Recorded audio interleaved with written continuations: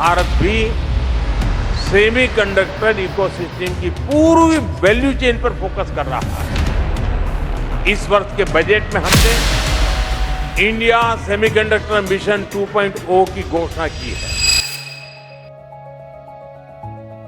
1984 में पंजाब के एक छोटे से कस्बे मोहाली में एक फैक्ट्री चालू होती है जिसका नाम है सेमीकंडक्टर कॉम्प्लेक्स लिमिटेड।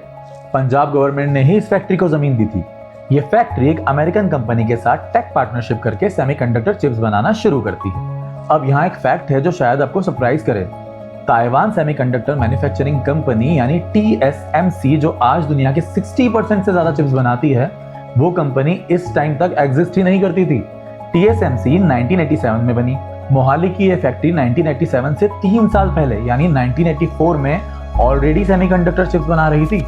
सोचो जरा, इंडिया जो आज एक सेमीकंडक्टर न्यूकमर की तरह देखा जाता है, वो असल में दुनिया के सबसे बड़े चिप मेकिंग जायंट से पहले इस रेस में उतर चुका था। तो फिर सवाल यह है कि हम वहां से यहाँ पहुंचे कैसे, जहां आज हम 1.27 लाख करोड़ की नए स्कीम को इंडिया का सेमीकंडक्टर सपना बुला रहे हैं, जैसे सब कुछ पहली बार ही हो रहा हो। इसका जवाब एक कहानी है, थोड़ी ट्रैजिक है, थोड़ी इंस्पायरिंग है, और ये कहानी बहुत कम लोग जानते हैं।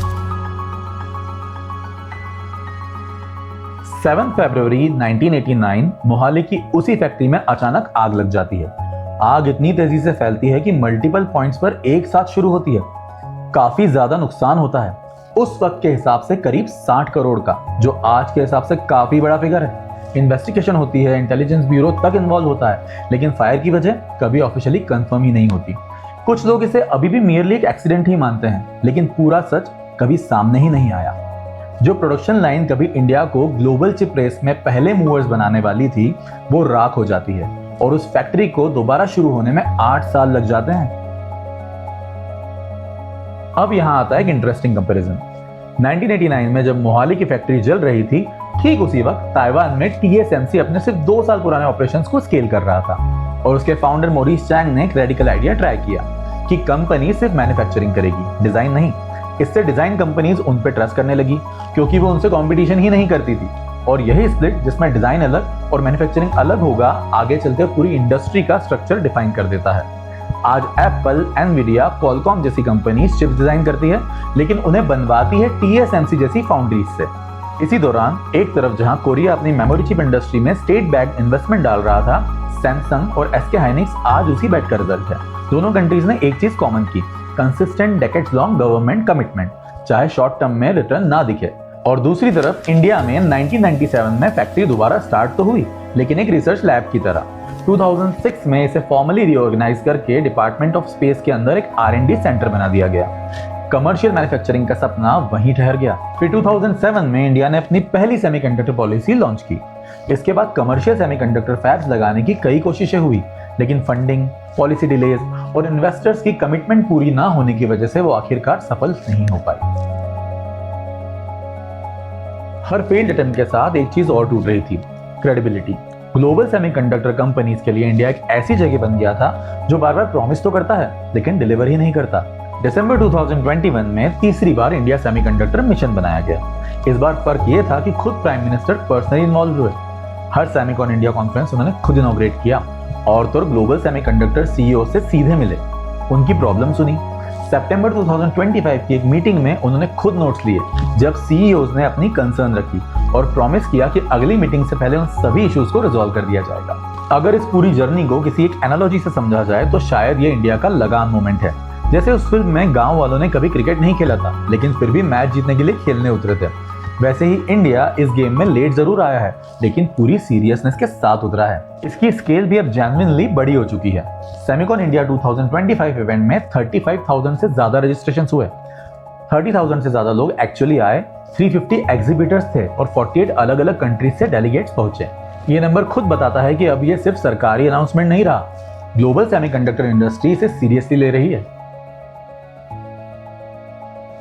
अब इस कहानी का सबसे इंटरेस्टिंग पार्ट, जब मोहाली की फैक्ट्री दशकों तक डोरमेंट पड़ी थी, इंडिया के इंजीनियर्स कहीं गायब नहीं हो गए थे। आज दुनिया भर में जितने भी चिप्स डिजाइन इंजीनियर्स हैं, उनमें से लगभग 20% इंडियन हैं। एनवीडिया, क्वालकॉम, इंटेल, ब्रॉडकॉम जैसी कंपनीज के सबसे बड़े R&D सेंटर्स यही ऑपरेट करते हैं या फिर इंडियन ओरिजिन इंजीनियर्स उन्हें लीड कर रहे हैं। लेकिन यहाँ एक क्वाइट ह्यूमन स्टोरी चल रही है। जो इंजीनियर्स 20-25 साल पहले इंडिया छोड़कर गए थे वो अपने लेट 40s या अर्ली 50s में हैं और उनके पेरेंट्स 70s में। इंडिया भी अब वो पुराना इंडिया नहीं रहा जो उन्होंने छोड़ा था। हाउसिंग, स्कूल्स, कार, सब कुछ बदल चुका है। तो ये लोग अब वापस आने की अपॉर्चुनिटीज ढूंढ रहे हैं। यही वजह है कि जब नए चिप डिजाइन स्टार्टअप इंडिया में शुरू होते हैं तो टैलेंट ढूंढना उतना मुश्किल नहीं होता जितना सोचा जाता था। कई कंपनीज बताती है कि उन्हें इंजीनियर्स की फ्लड मिल रही है, जैसे वो सिर्फ सही मौके का वेट कर रहे थे। और ये सिर्फ एनेक्डोटल नहीं है, सरकारी डाटा भी इसे कंफर्म करता है। अभी 315 यूनिवर्सिटीज को एडवांस चिप डिजाइन सॉफ्टवेयर दिया जा चुका है और इनके थ्रू करीब 68,000 स्टूडेंट्स को चिप डिजाइन की ट्रेनिंग भी मिल चुकी है। डिजाइन साइट पर 105 स्टार्टअप्स और MSMEs industry standard EDA tools के साथ अपनी चिप्स डेवलप कर रहे हैं। इनमें से 24 स्टार्टअप्स और MSMEs को ISM 1.0 के डिजाइन लिंक इंसेंटिव स्कीम के तहत फाइनेंशियल सपोर्ट भी अप्रूव किया जा चुका है। अब 2026 में वापस आते हैं। PIB के ऑफिशियल रिकॉर्ड के मुताबिक ISM 1.0 के तहत अप्रूव हुए 12 प्रोजेक्ट्स में एक सिलिकॉन फैब, एक सिलिकॉन कार्बाइड फैब, एक integrated gallium nitride macro LED display fab और 9 पैकेजिंग यूनिट शामिल है। इनमें से 3 कंपनीज माइक्रोन, केन्स और CG Semi ने 2026 में कमर्शियल प्रोडक्शन शुरू कर दिया और एक और फैसिलिटी इसी साल लाइव होने वाली है। ये पहली बार है जब made in India chips actually factory से निकलकर शिपिंग में जा रहे हैं, प्रेजेंटेशन स्लाइड्स में नहीं। डिमांड भी जेन्युइनली बढ़ रही है। सरकारी एस्टिमेट्स के मुताबिक इंडिया का डोमेस्टिक सेमीकंडक्टर मार्केट 2024-25 में 45 to 50 बिलियन डॉलर तक पहुंच गया और 2030 तक 100 to 110 बिलियन डॉलर तक जाने का अनुमान है। कॉन्टेक्स्ट के लिए 2023 का मार्केट 38 बिलियन डॉलर था। 40 साल पहले जो मोहाली में प्रोडक्शन लाइन राख हो गई थी, उसकी लेगेसी टेक्नोलॉजी आज भी एक बेसलाइन की तरह काम आ रही है और नए प्रोजेक्ट्स जैसे टाटा का ढुलेरा फैब उसी 180 नैनोमीटर से शुरू होकर 110, 90, 55, 40 और अब 28 नैनोमीटर तक की जर्नी कवर कर चुके हैं और ये सब कुछ बस 2-3 सालों में हुआ है। ये जर्नी जो ताइवान और कोरिया ने दशकों में कवर की थी, इंडिया उसे काफी कंप्रेस करके करने की कोशिश कर रहा है। और यहाँ 2 फैक्ट्स हैं जो इस पूरी कहानी को लिटरली फुल सर्कल बना देते हैं। पहला, 28 नवंबर 2025 को ISM ने एक नोटिफिकेशन जारी किया जिसमें साफ लिखा है कि गवर्नमेंट मोहाली की उस SCL फैसिलिटी को मॉडर्नाइज करने के लिए 4,500 करोड़ इन्वेस्ट करेगी और एक चीज की एक्सप्लिसिटी अश्योर की गई कि इसे प्राइवेटाइज नहीं किया जाएगा। वही लैब जिसकी प्रोडक्शन लाइन 1989 में जल गई थी, आज सरकार के अपने बजट का हिस्सा है और वो भी अपने नाम के साथ। दूसरा और भी ज्यादा पोएटिक फैक्ट, अगस्त 2025 में कैबिनेट ने जो 4 नए सेमीकंडक्टर प्रोजेक्ट्स अप्रूव किए, उनमें से एक कंपनी CDIL यानी कॉन्टिनेंटल डिवाइस मोहाली में ही अपनी सेमीकंडक्टर मैन्युफैक्चरिंग फैसिलिटी एक्सपांड कर रही है। मतलब जहां से ये कहानी 1989 में रुकी थी, उसी मोहाली में आज फिर से चिप मैन्युफैक्चरिंग पर नया दाव लग रहा है। एक तरह से ये कहानी अपने आप में पूरा सर्कल कंप्लीट कर रही है। जहां से रुकी थी वहीं से डेकेड्स बाद दोबारा शुरू हो रही है। यहाँ हमें एक जरूरी बात समझना है, सेमीकंडक्टर सिर्फ एक इंडस्ट्री नहीं है, ये एक फाउंडेशनल और स्ट्रेटेजिक इंडस्ट्री है। बिल्कुल वैसे जैसे कभी स्टील हुआ करता था। बिना स्टील के कोई स्ट्रक्चर नहीं बनता। बिना सेमीकंडक्टर चिप्स के आज कोई भी इलेक्ट्रॉनिक डिवाइस नहीं चलता है। इलेक्ट्रॉनिक टूथब्रश से लेकर डिफेंस सैटेलाइट तक सब में चिप्स लगती है। और जब सेमीकंडक्टर सप्लाई चेन दुनिया के सिर्फ कुछ ही रीजन्स में कंसंट्रेट हो जाती है, तो उसका रिस्क सिर्फ उन कंट्रीज तक लिमिटेड नहीं रहता, पूरी दुनिया उसका प्राइस चुकाती है। इकोनॉमिक सर्वे 2025-26 भी इसी बात को हाईलाइट करता है। कोविड-19 के दौरान ग्लोबल सेमीकंडक्टर शॉर्टेज ने ऑटोमोबाइल से लेकर कंज्यूमर इलेक्ट्रॉनिक्स तक की इंडस्ट्रीज की प्रोडक्शन को हिलाकर रख दिया था। ऑटोमोबाइल कंपनीज को प्रोडक्शन कट करना पड़ा था और कंज्यूमर्स को लैपटॉप, गेमिंग कंसोल्स और दूसरे इलेक्ट्रॉनिक प्रोडक्ट्स के लिए महीनों तक वेट करना पड़ा था। लेकिन ये सिर्फ एक बार का क्राइसिस नहीं था। आज भी AI बूम की वजह से मेमोरी चिप्स की डिमांड और प्राइसेस दोनों बढ़ रही हैं। इसका असर अब कंज्यूमर प्रोडक्ट्स तक पहुंच चुका है। एप्पल को भी मैक्स और आईपैड जैसे प्रोडक्ट्स की प्राइसेस बढ़ानी पड़ी। इस पूरे एपिसोड ने एक बात क्रिस्टल क्लियर कर दी, सेमीकंडक्टर सिर्फ टेक्नोलॉजी का इशू नहीं है, स्ट्रेटेजिक कैपेबिलिटी का इशू है। अगर किसी देश के पास अपनी रिलायबल चिप मेकिंग कैपेबिलिटी नहीं है, तो उसकी इकोनॉमी और क्रिटिकल इंडस्ट्रीज हमेशा ग्लोबल सेमीकंडक्टर सप्लाई चेन के डिसीजन पर डिपेंडेंट रहेगी। ये भी समझना जरूरी है कि इंडिया अभी 2 या 3 नैनोमीटर वाली कटिंग एज चिप्स की रेस में नहीं है। हम 28 से 40 नैनोमीटर पर फोकस कर रहे हैं। ये कोई कॉम्प्रोमाइज नहीं है, ये एक डेलिब्रेट चॉइस है। Cars, home appliances, telecom equipment, defence system, इन्हें वही मैच्योर नोड चिप्स चाहिए होती हैं। और ये एक मासिव, बोरिंग लेकिन बड़ा मार्केट है। खुद TSMC भी अपना कुछ प्रोडक्शन आज भी पुराने नोट्स पर करती हैं।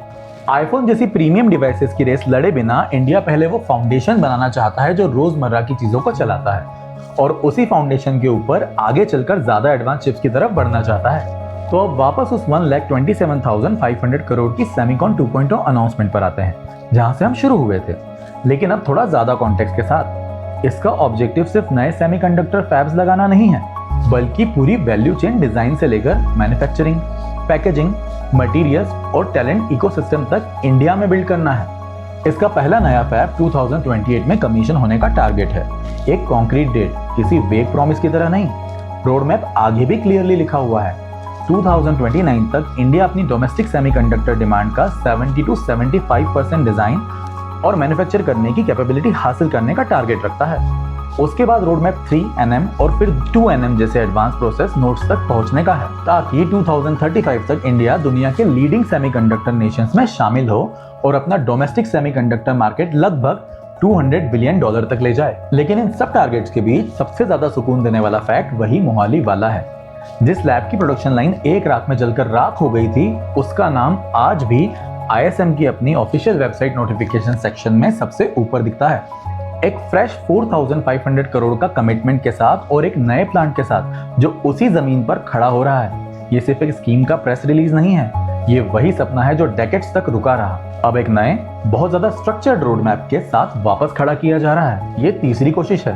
पहली बार एक एक्सीडेंट ने इसे रोक दिया, दूसरी बार ब्यूरोक्रेसी ने। क्या ये तीसरी बार सेमीकॉन 2.0 के साथ काम करेगा? 2028, 2029 और 2035 के टारगेट्स अभी बहुत दूर हैं और बीच में बहुत कुछ गलत भी हो सकता है। लेकिन अगर आप इस सीरीज को फॉलो कर रहे हैं तो कमेंट में बताइए कि आपको क्या लगता है, क्या इंडिया अपनी इस पुरानी मिस हुई अपॉर्चुनिटी को सच में रिक्लेम कर पाएगा? Investment in securities market are subject to market risks. Read all the related documents carefully before investing.